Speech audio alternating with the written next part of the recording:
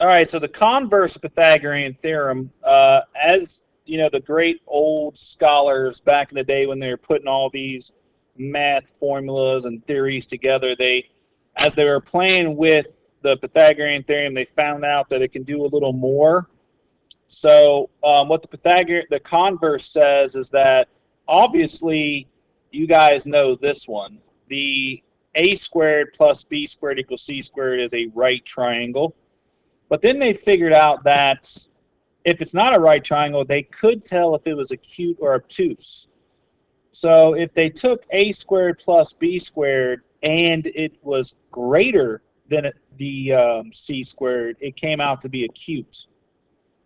And if they took a squared plus b squared and it came out to be less than the c squared, then it came out to be obtuse. So if you want to write these formulas down and on a piece of paper to use them as notes, go ahead, but pause it because I'm going to continue right on with my lesson. If I can get this thing to move out of the way, please go. All right. All right.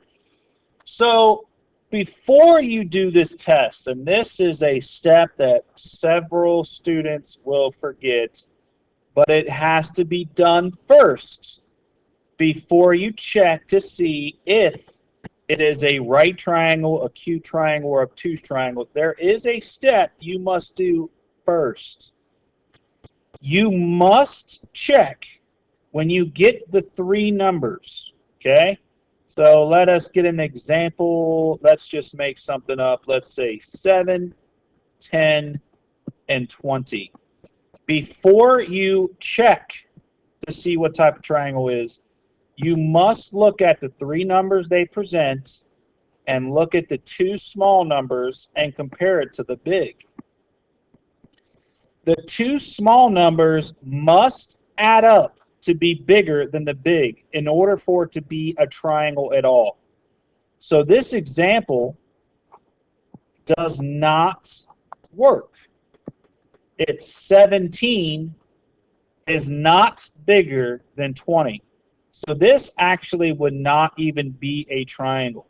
What you would have is a 20-inch or foot stick, a 7-inch stick, and then a 10-inch stick, and you couldn't even physically put them together to maybe tape these three sticks together to make a triangle.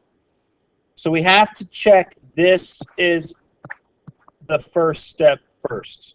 So let's look at an example. So I have 5, 7, and 9. So let me see if this would work. 5 plus 7 is greater than 9. This is a triangle. So once I do that first, then I can jump into saying, well, this is my A and B because they're the smallest numbers. This has to be C because it's the bigger number. So let me look at A squared plus B squared and compare it to C squared. So 25 plus 49 and compare it to 81. So then I'm going to take 25 plus the 49 and get 74. Now when I compare that to 81, the C squared is bigger.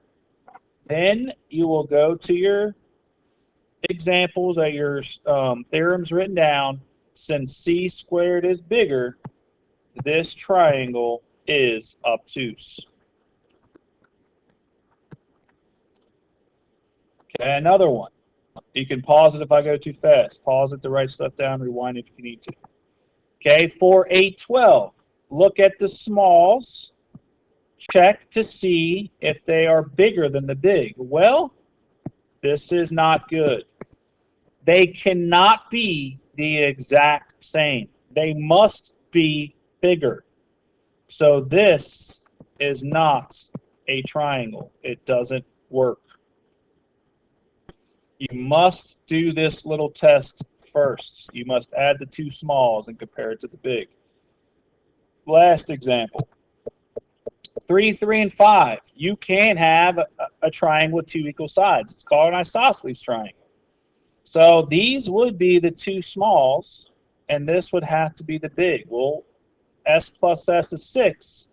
So 6 is bigger than 5, so this would be a triangle. Let's test to see what it is.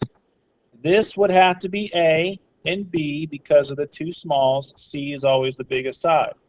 So A squared is 9. B squared is 9. Compare it to C squared. 18 and 25. And once again, I have an obtuse triangle because just C squared is bigger.